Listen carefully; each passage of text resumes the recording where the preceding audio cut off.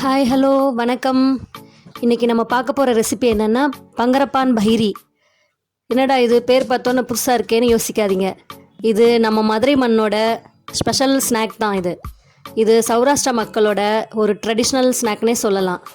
இது உங்களுக்கு சளி, கபம், இருமல் அந்த மாதிரி இதுக்கெலாம் ஒரு நல்ல மருந்தாக இருக்கும்.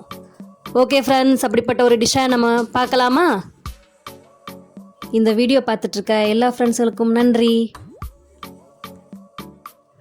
இந்த ஸ்நாக் முழுவதுமே மூலிகையோட கலவை தான். நமக்கு சளி பிரச்சனைகளை தீர்க்கக்கூடிய தூதுவளை இலைகள், அது நமக்கு இந்த ஸ்நாக் செய்ய ஒரு முக்கியமான இன்க்ரீடியண்ட்டு. அதுவும் நம்ம எடுத்து வச்சுக்கிறோம். அப்புறம் கல்யாண முருங்கை. கல்யாண முருங்கை முள்ளுமுருங்கைன்னு சொல்லுவாங்க ஒரு சில ஊர்களில். அதுவும் நமக்கு தேவை, அதையும் நம்ம எடுத்து வச்சுக்கிறோம். அதுக்கப்புறம் நமக்கு ரொம்பவே அறிமுகமான முருங்கை இலைகள், அதுவும் நம்ம கொஞ்சம் எடுத்து வச்சுக்கிறோம்.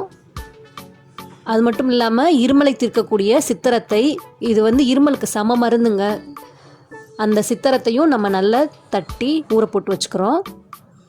அப்புறம் புழுங்கல் அரிசியும் இட்லி அரிசியும் நமக்கு வேணும். அதுவும் சரிசம பங்காக எடுத்து வச்சுக்கிறோம். இந்த புழுங்கல் அரிசி நல்லா டேஸ்ட்டு கொடுக்கும். அதனால் அதையும் இட்லி அரிசியும் சம பங்காக எடுத்து வச்சுக்கிறோம். இந்த சித்திரத்தை பார்த்திங்கன்னா ரொம்ப ஹார்டாக இருக்கும், கட்டை மாதிரி இருக்கும். நீங்கள் இதை கொஞ்சம் தட்டி ஊற வைக்கும்போது அது கொஞ்சம் சாஃப்டாகிடும்.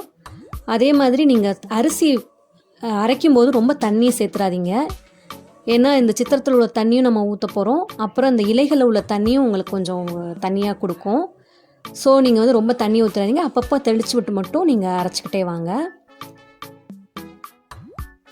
இது கொழுக்கட்டை மாவு பதத்துக்கு நமக்கு ரெடி பண்ணணும். ஸோ அதனால தான் நான் சொல்கிறேன்.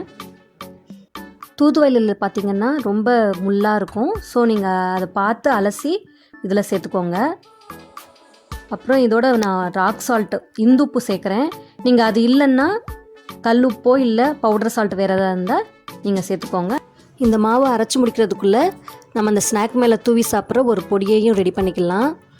அதுக்கு தேவையான பொருட்கள் பார்த்திங்கன்னா உளுந்தம்பருப்பு, பொரிகடலை, மிளகாய் வத்தல், காய்ந்த கருவேப்பிலை, மிளகு சேர்த்துக்கோங்க. இந்த இன்க்ரீடியன்ட்ஸ் ஒவ்வொன்றையும் நீங்கள் தனித்தனியாக வறுத்துக்கிட்டே வாங்க. இது மேலே தூவி சாப்பிடும்போது உங்களுக்கு அவ்வளோ நல்லாயிருக்கும், செம்மையாக இருக்கும் டேஸ்ட்டு. இதில் நம்ம மிளகும் சேர்த்துருக்கனால காரத்துக்கு மிளகாயும் சேர்க்குறோம், கொஞ்சம் மிளகும் சேர்க்குறனால அவ்வளோ டேஸ்ட் நல்லாயிருக்கும். பெருங்காயத்தூளும் சேர்த்துக்கோங்க. இதிலே உப்பு நீங்கள் பார்த்து கொஞ்சம் தேவையான அளவு சேர்த்துக்கோங்க.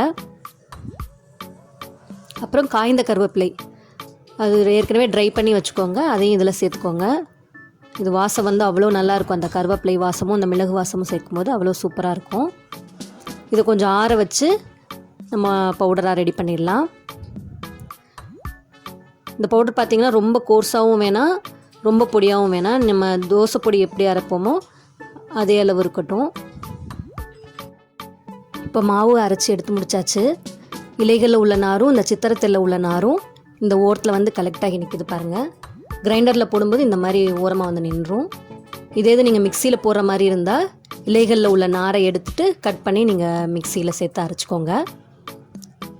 இப்போ இந்த மாவு இந்த பதத்தில் இருக்குது. நம்ம ஒரு கைப்பிடி பச்சரிசி மாவு சேர்த்து நம்ம இந்த பதத்துக்கு கொண்டு வந்திருக்கோம்.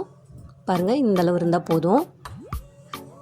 பச்சரிசி மாவு சேர்க்குறதுனால நல்லா கிறிஸ்பாக இன்னும் நல்லா சூப்பராகவே வரும். மான்சூன் வின்டர்லாம் இப்போ தான் ஸ்டார்ட் ஆகுது. ஸோ நீங்கள் மழை காலத்தப்போ இந்த ஸ்நாக் நீங்கள் அடிக்கடி நல்லா தாராளமாகவே செஞ்சு கொடுக்கலாம். கோல்டு காஃப் எல்லாமே நமக்கு க்யூர் ஆகும். இது பாரம்பரிய முறைப்படி சுத்தமான பசுனையில் செய்யணும். இப்போ நம்ம இதில் எண்ணெயில் போட்டு பொரிச்சு எடுக்கிறோம்.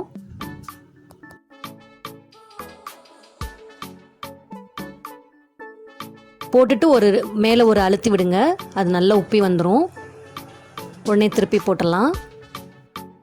இவ்வளோ அழகாக உப்பி வருது பாருங்கள். இதில் நான் அதுக்காக சோடா உப்பெல்லாம் எதுவுமே ஆட் பண்ணலை. பாருங்கள் ஃப்ரெண்ட்ஸ், எவ்வளோ அழகாக கிறிஸ்பாக வந்திருக்குன்னு. இதில் அத்தனையுமே மூலிகைகள் நிறைஞ்சது. ஸோ நம்ம எல்லாருமே சின்ன குழந்தைகள்லேருந்து பெரியவங்க வரைக்கும் எல்லாருமே இதை சாப்பிட்லாம்.